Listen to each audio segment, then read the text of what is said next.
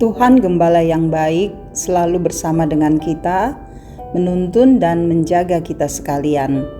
Saudara-saudaraku yang kekasih di dalam Tuhan, kita jumpa lagi dalam renungan harian di hari Selasa tanggal 28 Februari tahun 2023. Kebenaran firman Tuhan kita akan baca dan renungkan. Namun sebelumnya marilah kita satu di dalam doa. Mari berdoa. Bapa kekasih jiwa kami bersyukur karena Engkau selalu bersama dengan kami. Kami berbahagia karena Engkau tetap menguatkan kami. Firman-Mu kami akan baca dan renungkan. Ya Roh Kudus, tolonglah kami. Biarlah dalam terang kasih-Mu kami dapat memahami firman-Mu, dan firman ini menjadi pedoman dalam hidup kami. Tuhan bersabdalah, kami siap menyambut firman-Mu. Di dalam nama Tuhan Yesus kami berdoa. Amin. Saudara-saudara yang kekasih, kita bersama-sama akan merenungkan bagian firman Tuhan ini dari kitab 1 Raja-Raja pasal 19 ayat 9 sampai 18. Allah menyatakan diri di Gunung Horeb. Di sana masuklah ia ke dalam sebuah gua dan bermalam di situ. Maka firman Tuhan datang kepadanya demikian. Apakah kerjamu di sini, hai Elia? Jawabnya, aku bekerja segiat-giatnya bagi Tuhan, Allah semesta alam. Karena orang Israel meninggalkan perjanjian-Mu, meruntuhkan mezbah-mezbah-Mu, dan membunuh nabi-nabi-Mu dengan pedang. Hanya aku seorang dirilah yang masih hidup, dan mereka ingin mencabut nyawaku. Lalu firman-Nya keluarlah dan berdiri di atas gunung itu di hadapan Tuhan. Maka Tuhan lalu angin besar dan kuat yang membelah gunung-gunung dan memecahkan bukit-bukit batu mendahului Tuhan. Tetapi tidak ada Tuhan dalam angin itu. Dan sesudah angin itu datanglah gempa, tetapi tidak ada Tuhan dalam gempa itu. Dan sesudah gempa itu datanglah api, tetapi tidak ada Tuhan dalam api itu. Dan sesudah api itu datanglah bunyi angin sepoi-sepoi basah. Segera sesudah Elia mendengarnya, ia menyelubungi mukanya dengan jubahnya, lalu pergi keluar dan berdiri di pintu gua itu. Maka datanglah suara kepadanya yang berbunyi, apakah kerjamu di sini, hai Elia? Jawabnya, aku bekerja segiat-giatnya bagi Tuhan, Allah semesta alam. Karena orang Israel meninggalkan perjanjian-Mu, meruntuhkan mezbah-mezbah-Mu, dan membunuh nabi-nabi-Mu dengan pedang. Hanya aku seorang dirilah yang masih hidup, dan mereka ingin mencabut nyawaku. Firman Tuhan kepadanya, pergilah, kembalilah ke jalanmu melalui padang gurun ke Damsyik, dan setelah engkau sampai, engkau harus mengurapi Hazael menjadi raja atas Aram.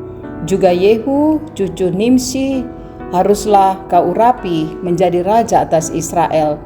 Dan Elisa bin Safat dari Abel Mehola harus kau urapi menjadi nabi menggantikan engkau.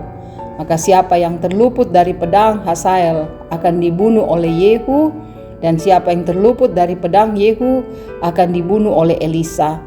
Tetapi aku akan meninggalkan 7.000 orang di Israel, yakni semua orang yang tidak sujud menyembah Baal dan yang mulutnya tidak mencium Dia.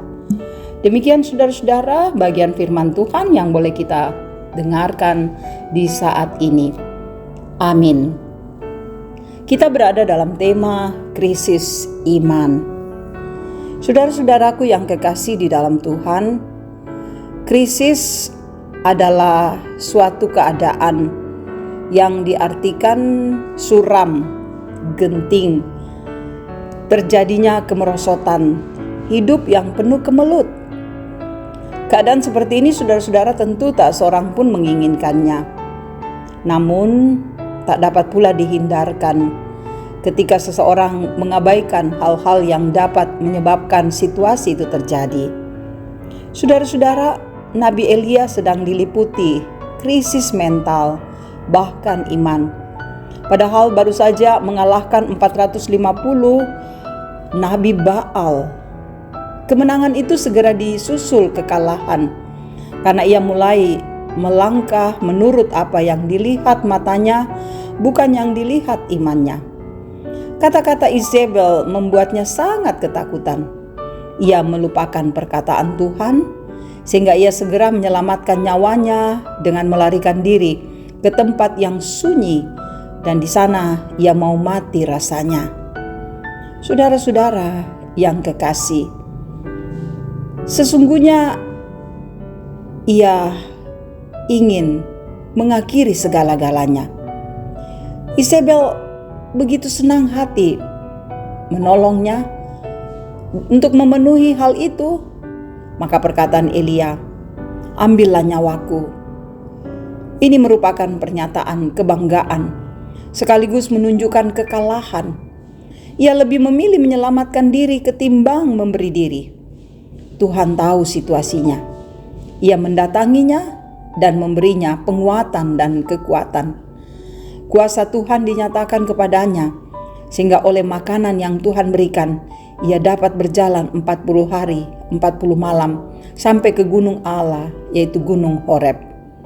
Saudara-saudara, krisis rohani bisa saja melanda siapapun. Hal itu terjadi jika kita mulai melupakan persekutuan dengan Tuhan, lalu melihat sesuatu menurut pandangan kita. Pandangan yang membawa ketakutan yang berlebihan. Ketakutan tersebut semakin lama semakin besar dan tak terpecahkan. Kita hidup dalam bayang-bayang ketakutan yang membuat kita hancur. Dan situasi tersebut, saudara, dapat diatasi jika tetap dalam persekutuan dengan Tuhan. Karena itu, mari bersama kita kuat di dalam Tuhan. Kita menjalani kehidupan ini dengan teguh, jauhlah daripada kita krisis iman, tetapi berpegang pada Tuhan membuat kita teguh dan menyaksikan cara kerja Tuhan yang luar biasa dalam hidup kita. Amin. Mari berdoa. Ya Tuhan, kami telah merenungkan firman-Mu. Biarlah firman ini dapat mengambil bagian di dalam kehidupan kami. Tuhan, Engkau memberkati seluruh keberadaan kami, memberkati keluarga kami, anak-anak, usaha dan pekerjaan, memberkati kerinduan-kerinduan yang kami akan kerjakan dalam hidup ini. Kiranya semua dapat kami lakukan di dalam tuntunan dan kasih-Mu. Engkau juga memberkati para orang tua kami dalam usia indah. Semoga mereka selalu kuat, sehat, dan bahagia, menikmati masa tua di dalam cinta kasih Tuhan. Engkau memberkati saudara-saudara kami yang mendengarkan renungan harian ini. Kiranya hidup mereka tetap kuat dan kokoh di dalam kasih dan kemurahan Tuhan. Engkau juga memberkati Bapa di sorga untuk pergumulan-pergumulan yang kami rasakan. Saudara-saudara kami dalam kelemahan tubuh, Engkau hadir untuk menopang mereka, agar mereka kuat dan teguh. Saudara-saudara kami yang berada di dalam pergumulan duka, hiburkan. Yang berada dalam pergumulan masalah pendidikan, sosial, budaya, ekonomi, Engkau juga topang mereka. Biarlah mereka datang padamu dan Engkau beri kelegaan sehingga kami kuat menghadapi hidup ini. Memberkati para pelayan-Mu, majelis pengurus OIG, biar mereka senantiasa melayani Tuhan, dan setiap penyampaian firman-Mu akan membuat iman jemaat-Mu bertumbuh dalam kasih-Mu. Engkau memberkati bangsa dan negara kami, pemerintah kami, biar memerintah dengan adil dan bijaksana. Bapa di sorga, ini doa kami, ini pengharapan kami. Ampuni segala dosa dan salah kami Tuhan. Kami bermohon hanya di dalam nama Yesus, Tuhan, Juru Selamat dan Penebus dosa kami. Haleluya. Amin. Tuhan memberkati saudara-saudara, tetaplah teguh, tetaplah kuat menjalani hidup ini. Dalam cinta kasih-Nya, kita pasti dimampukan menghadapi dan menjalani hidup ini dengan penuh kebahagiaan. Tuhan Yesus memberkati, salam sehat.